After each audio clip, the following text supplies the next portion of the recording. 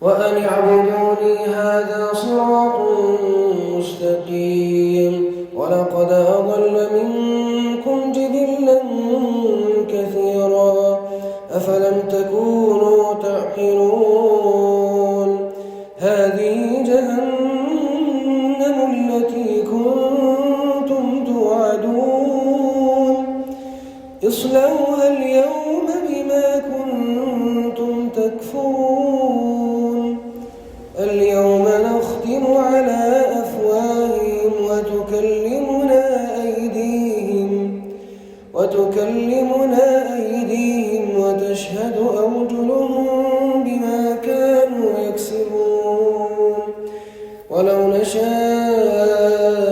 لطمسنا على أعينهم فاستبقوا الصراط فأنى يبصرون ولو نشاء لمسخناهم على مكانتهم فما استطاعوا مضيا ولا يرجعون